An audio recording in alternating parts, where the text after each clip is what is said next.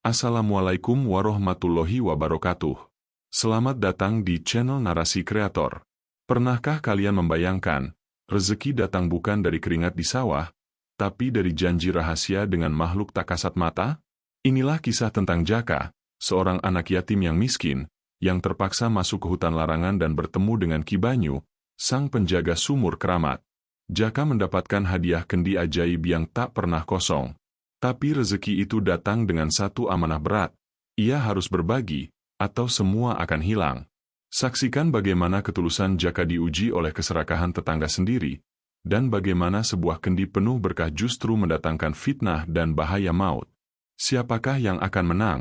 Hati yang bersih, atau nafsu duniawi?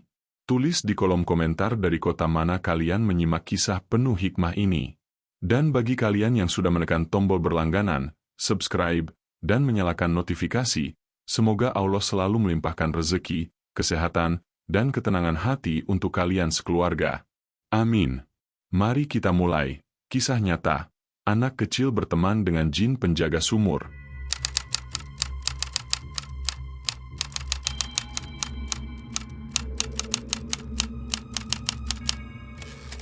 Di sebuah desa yang sunyi, di kaki Gunung Wilis yang diselimuti kabut abadi, hiduplah seorang anak laki-laki bernama Jaka. Usianya baru 12 tahun, namun beban hidup telah membuatnya tampak jauh lebih tua. Sejak kedua orang tuanya tiada, Jaka tinggal sebatang kara di sebuah gubuk reot. Atapnya bocor, dinding bambunya lapuk. Pagi itu, perut Jaka sudah 3 hari keroncongan. Badannya kurus. Hanya ada satu pilihan. Ia harus kembali ke hutan larangan. Hutan itu bukan hutan biasa. Warga desa sering berbisik tentang suara aneh, bayangan yang melintas cepat, dan kisah orang hilang. Mereka percaya hutan itu dijaga oleh makhluk gaib. Karena itu, warga hanya berani mencari kayu di pinggir. Namun, Jaka berbeda. Ia harus masuk lebih dalam, karena hanya di sana ia bisa menemukan ranting-ranting kering yang cukup banyak untuk dijual. Setiap langkah yang ia ambil adalah pertaruhan nyawa melawan rasa takut. Pagi itu, suasana hutan terasa lebih sunyi. Kabut tipis yang turun terasa dingin menusuk tulang. Jaka berjalan tanpa alas kaki, langkahnya perlahan di atas tanah lembab. Ia merasakan sesuatu yang berbeda.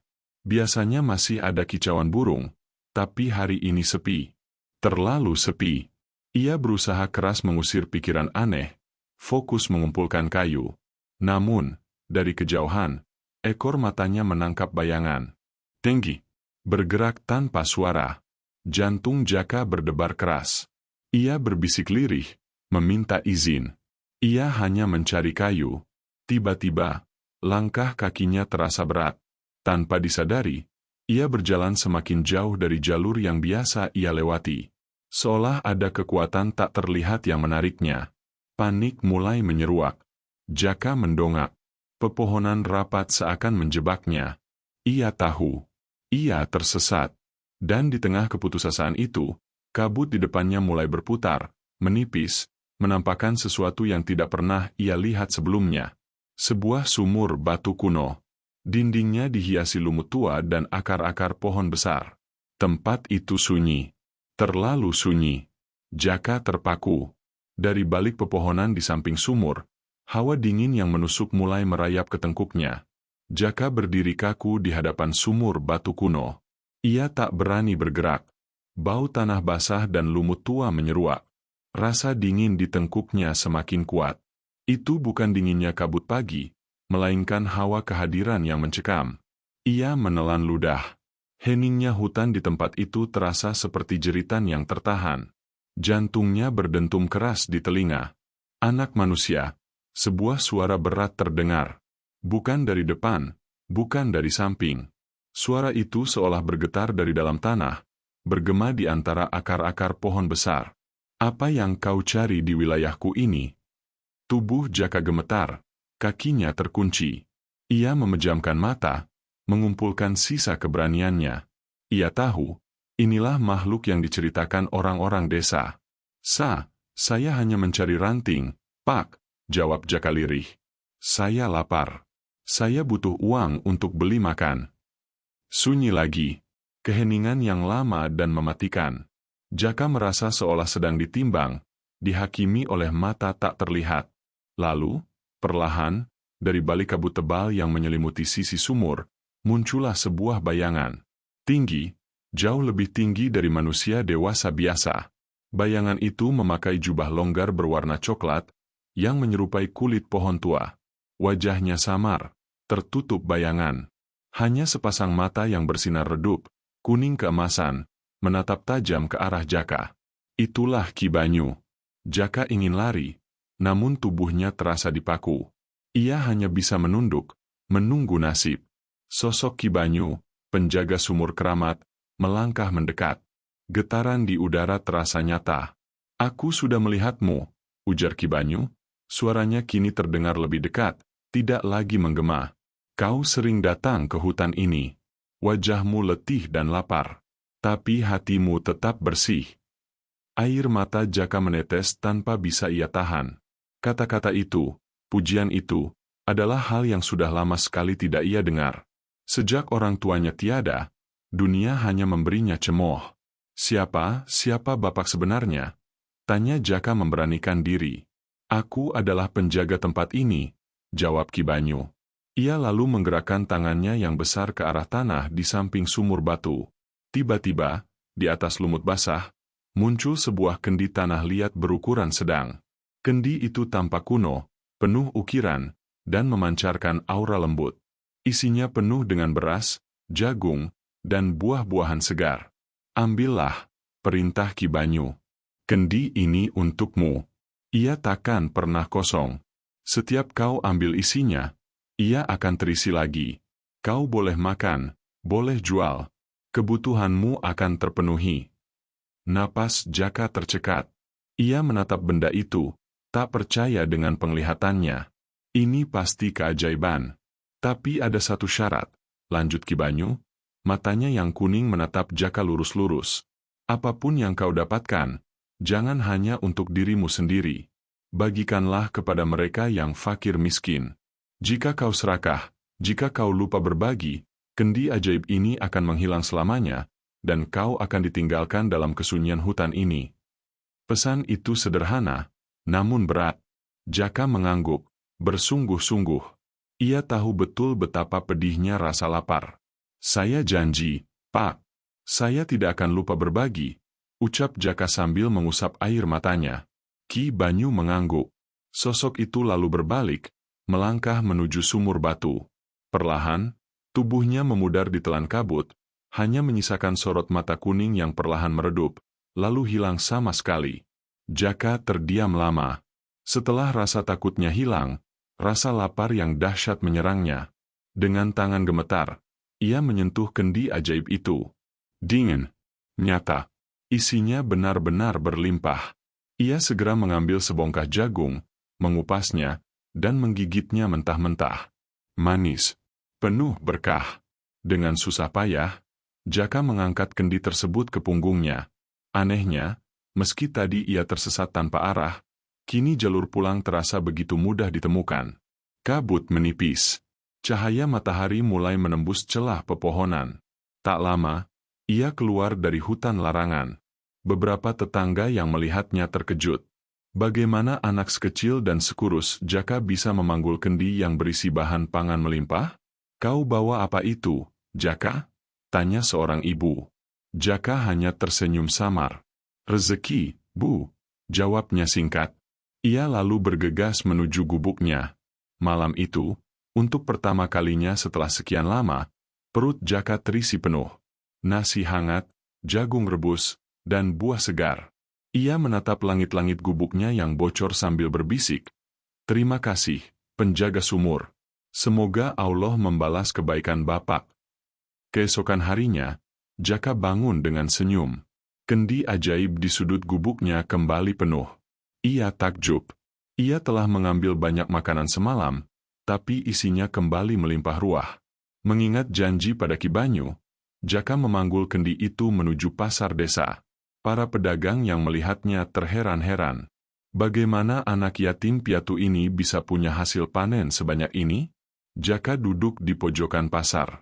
Ia menjual isinya dengan harga sangat murah. Lebih murah dari pedagang manapun. Dalam sekejap, dagangannya ludes. Ibu-ibu berebutan membeli. Mereka senang. Wajah para pedagang lain, sebaliknya, mulai terlihat masam. Di antara para pedagang itu, ada satu orang yang paling sinis dan serakah, Pak Tirto. Ia adalah pedagang hasil bumi yang paling kaya di desa. "Hei, bocah!" hardik Pak Tirto, melangkah mendekat. "Dari mana kau dapat semua ini? Jangan-jangan kau mencuri, ya? Mana mungkin anak kecil bisa punya hasil bumi sebanyak ini?" Jaka terperanjat. Ia menunduk. "Tidak, Pak. Saya tidak mencuri. Ini rezeki yang diberikan Allah untuk saya," jawab Jaka tulus. Beberapa warga mencoba menenangkan Pak Tirto, mengatakan mungkin ada orang yang kasihan pada Jaka. Namun, Pak Tirto mendengus. Matanya menyiratkan kecurigaan yang tebal. Ia lalu pergi, tetapi matanya terus mengawasi Jaka dari jauh. Ia merasa terancam. Harga jual Jaka yang terlalu rendah bisa menghancurkan pasarnya. Hari itu, Jaka pulang membawa uang yang cukup. Ia membeli kebutuhan yang ia perlukan. Namun, sebelum kembali ke gubuk, ia teringat janjinya. Ia mampir ke rumah seorang nenek tua yang sakit-sakitan, memberikan nasi hangat dan beberapa buah segar dari kendi ajaib. "Rezeki itu tidak boleh dimakan sendiri, Nek. Kalau dibagi, makin berkah," kata Jaka. Hatinya terasa hangat. Janjinya telah ia tunaikan. Hari-hari berlalu. Jaka konsisten menepati amanahnya. Setiap hari ia menjual sebagian isi kendi ajaib dan membagikan sisanya kepada tetangga yang lebih membutuhkan. Warga desa mulai terpecah. Sebagian besar kagum dan bersyukur, menyebut Jaka anak Allah yang berhati mulia. Namun, sebagian kecil lainnya, yang dipimpin oleh Pak Tirto, menumpuk kecurigaan. "Anak itu pasti pakai ilmu hitam," bisik Pak Tirto kepada pedagang lain. "Mana ada rezeki datang segampang itu? Aku yakin dia bikin perjanjian dengan jin penunggu hutan." Bisikan dan gosip itu merambat cepat. Ketulusan Jaka mulai dipertanyakan. Orang-orang mulai menatapnya dengan pandangan aneh, antara hormat dan takut. Pada suatu malam, Jaka bermimpi. Hutan gelap menyelimutinya. Kabut tebal turun, dan dari dalamnya muncul kembali sosok Ki Banyu. Matanya bersinar tajam. "Kau telah melaksanakan janjimu, Jaka. Kau berbagi, kau tidak serakah," suara Ki Banyu bergema. "Tapi ingat, ujianmu belum selesai. Akan ada yang mencoba menggoyahkanmu." Ki Banyu lalu mengangkat tangan.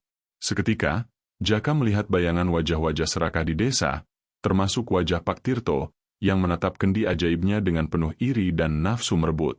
"Jangan takut," ujar Ki Banyu, "sebelum bayangan itu hilang. Selama hatimu bersih, aku akan selalu menjagamu. Tapi jangan sekali-kali melanggar janjimu." Jaka terbangun dengan napas tersengal.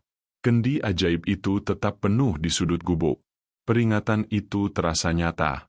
Bahaya sesungguhnya bukan lagi dari rasa lapar, melainkan dari keserakahan manusia. Keesokan harinya, Jaka kembali ke pasar. Suasana terasa dingin. Orang-orang berbisik-bisik, menunjuknya. Apa benar dia pelihara jin? Jangan-jangan ada makhluk halus yang membantunya. Jaka mencoba mengabaikan bisikan itu, fokus menjajakan dagangannya. Namun, tak lama berselang, datanglah Pak Tirto, kali ini tidak sendirian. Ia membawa sekelompok pedagang lain yang wajahnya terlihat keras dan penuh iri. Mereka mengepung Jaka. "Hei, Jaka, kami tidak mau lagi melihatmu berjualan di sini," bentak Pak Tirto, suaranya menarik perhatian seluruh pasar. Jaka terperanjat. "Kenapa, Pak? Saya cuma jual murah agar orang desa bisa makan." "Justru itu masalahnya. Daganganmu bikin kami rugi. Kau pikir kami tidak butuh makan juga?" teriak Pak Tirto. Ia lalu menuding kendi ajaib Jaka. "Jujur, dari mana asal semua hasil panen ini? Kau tidak punya sawah, tidak punya ladang. Kau pelihara jin, kan?" Kata jin meluncur begitu saja, membuat kerumunan pasar membeku dalam ketakutan. Beberapa orang mundur. Beberapa lagi, justru menatap kendi itu dengan mata penuh ketertarikan serakah. Jaka menunduk. Ia ingat pesan Ki Banyu. Inilah ujian yang dimaksud. Saya tidak pelihara apa-apa, Pak. Saya hanya dikasih rezeki. Kalau Bapak tidak percaya, tidak apa-apa. Tapi saya tidak mencuri, jawab Jaka, berusaha tetap tenang. Omong kosong. Kalau kau jujur, tunjukkan dari mana asal kendi ini. Kalau tidak, kau dilarang jualan di pasar ini selamanya. Pak Tirto menggeram. Jaka tidak punya pilihan. Ia mengemasi barang-barangnya, pulang dengan hati hancur. Ia diusir. Meskipun ia berbuat baik, ketulusannya malah mendatangkan malapetaka. Malam itu, Jaka tidak bisa tidur. Ia duduk meringkuk di sudut gubuk, memeluk lututnya. Angin malam bertiup kencang. Suara bambu di dinding gubuk berderak, seolah ikut merintih. Kalau orang-orang semakin curiga, bagaimana? Kalau mereka merebut kendi ini, apa yang akan terjadi? Bisiknya cemas. Ia merasa sendirian, meskipun harta karun ajaib itu berada tepat di sampingnya.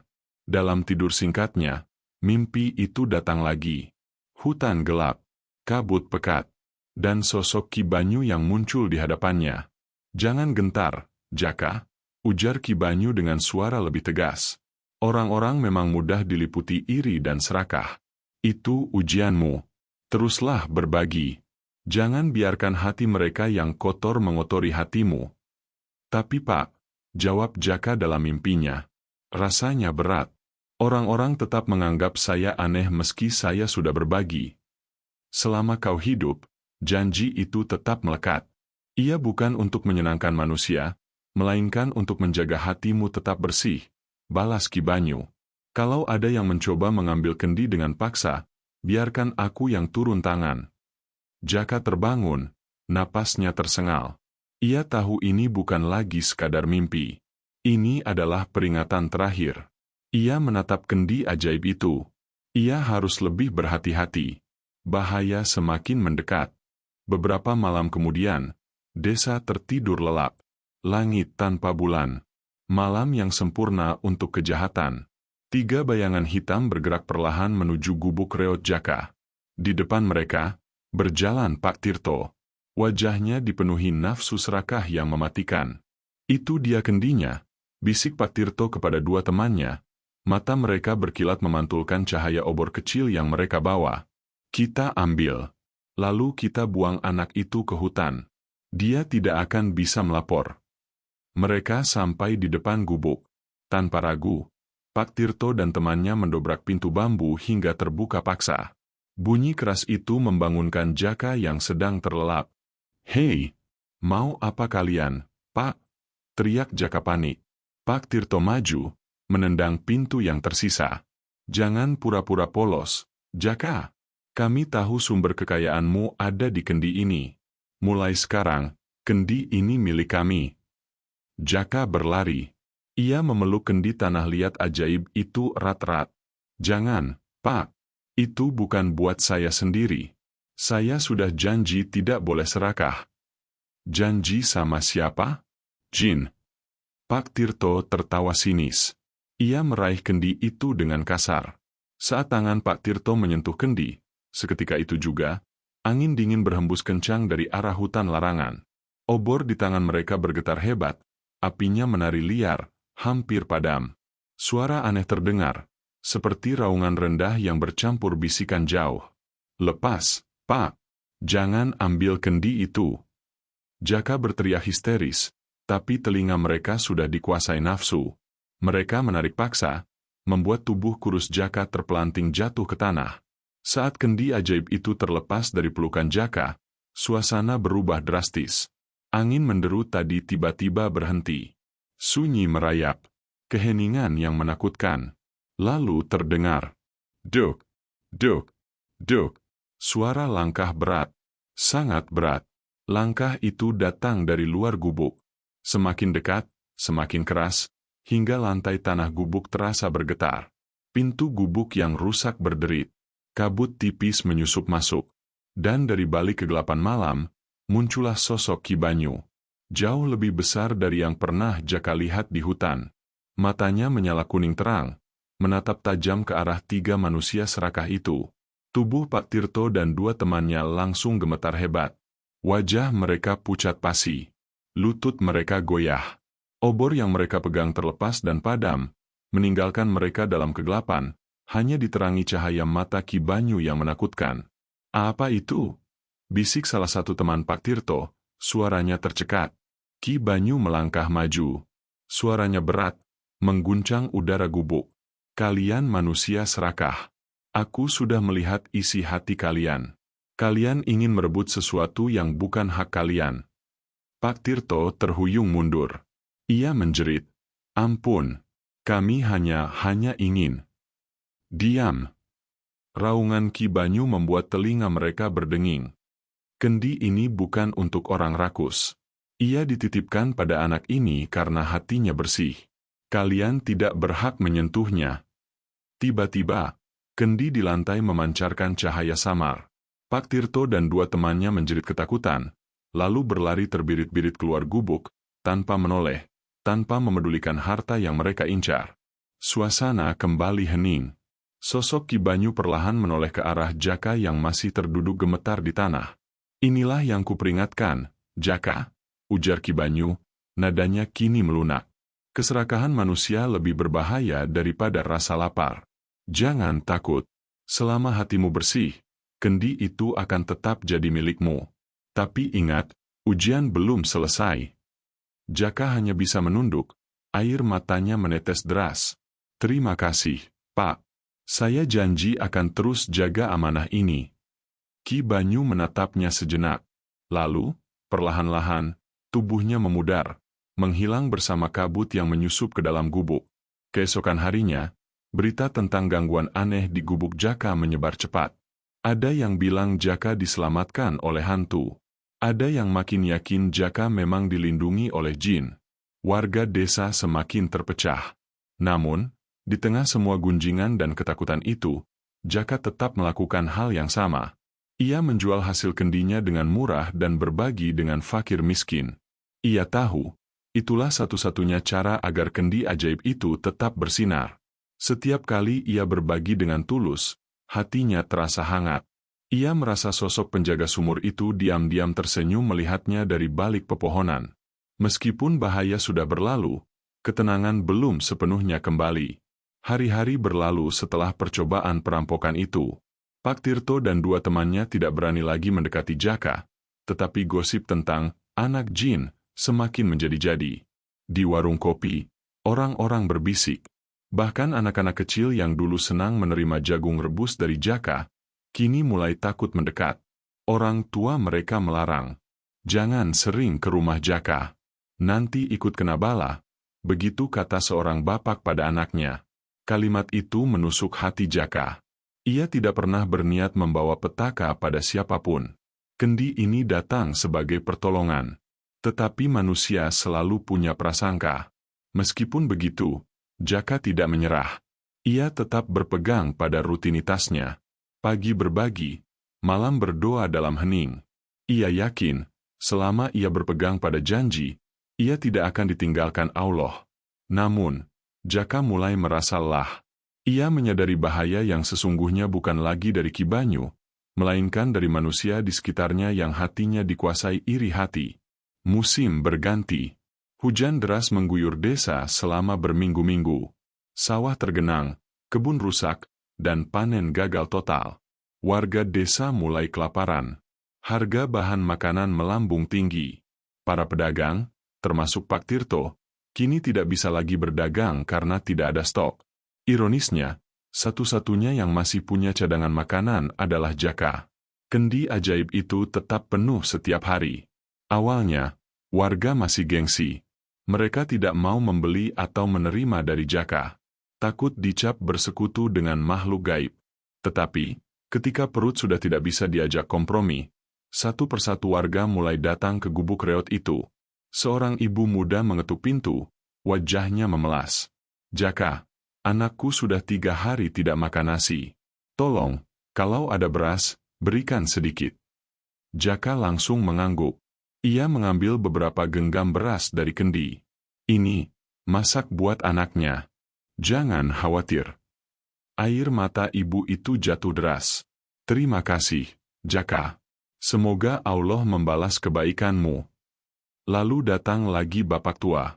Anak-anak yang dulu dilarang orang tuanya mendekat, kini kembali berlari ke rumah Jaka. Hati Jaka terasa hangat. Inilah arti sesungguhnya dari janji itu. Berbagi di saat orang lain sangat membutuhkan. Meskipun Jaka menjadi tumpuan desa, fitnah belum juga berhenti. Pak Tirto masih menyebar gosip bahwa Jaka hanya pura-pura baik untuk menutupi perjanjian gelapnya. Namun, kini, sebagian besar warga sudah tidak peduli. Rasa lapar lebih kuat dari ketakutan. Pada suatu malam, Jaka kembali bermimpi. Sosok Ki Banyu muncul, kali ini dengan wajah yang terlihat lebih teduh dan bijak. Kau sudah melaksanakan janjimu dengan baik, Jaka. Kau berbagi tanpa takut. Tapi ingat, manusia tidak akan pernah berhenti iri. Jangan biarkan hatimu berubah, ujar Ki Banyu. Tapi Pak, sampai kapan saya harus begini? Tanya Jaka dalam mimpi itu. Rasanya berat. Orang-orang tetap menganggap saya aneh meski saya sudah berbagi. Selama kau hidup, janji itu tetap melekat. Bukan untuk menyenangkan manusia, tetapi untuk menjaga hatimu tetap bersih, jawab Ki Banyu. Jaka terbangun dengan mata basah. Ia sadar, tugasnya bukan untuk membuat semua orang percaya. Tugasnya hanya menjaga janji. Tahun-tahun berlalu. Jaka tumbuh menjadi pemuda dewasa yang disegani. Ia dikenal sebagai pemuda dermawan.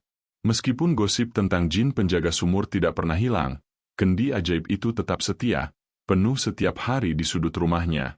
Suatu ketika, desa dilanda bencana kekeringan terparah dalam sejarah. Sungai kering, sawah retak, orang-orang panik. Mereka tidak punya apa-apa lagi. Di saat itulah, Jaka kembali menjadi satu-satunya tumpuan. Tanpa ragu, ia membuka kendi lebih lebar, membagikan isinya sebanyak mungkin.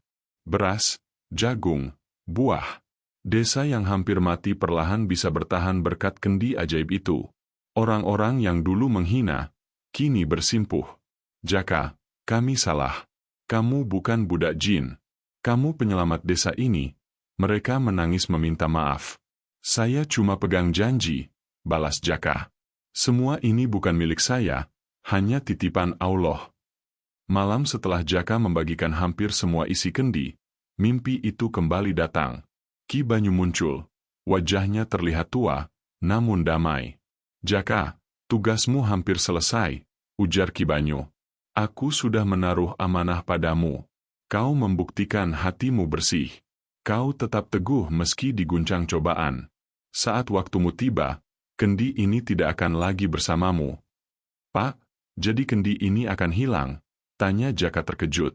Segala sesuatu ada waktunya. Yang penting, kau sudah membuktikan dirimu layak. Ingatlah, berbagi tidak butuh kendi ajaib. Hatimu sudah cukup menjadi sumber rezeki, pesan Ki Banyu. Beberapa bulan kemudian, Jaka jatuh sakit. Warga desa datang silih berganti menjenguk. Di sudut gubuk, kendi itu tetap penuh. Jaka berbaring sambil menatap langit-langit gubuknya yang bocor.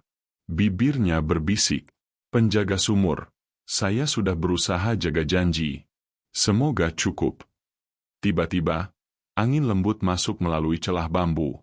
Sesaat, sosok Ki Banyu muncul di samping ranjangnya, menatap dengan mata penuh cahaya.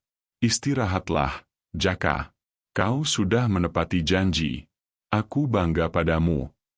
Dengan senyum tenang, Jaka menghembuskan napas terakhirnya. Keesokan harinya, warga desa menemukan Jaka telah tiada. Wajahnya tersenyum damai. Namun, hal yang lebih mengejutkan adalah, kendi tanah liat ajaib di sudut rumahnya hilang tanpa jejak. Orang-orang terdiam. Mereka akhirnya sadar, semua cerita tentang Jaka adalah benar adanya. Ia tidak pernah serakah.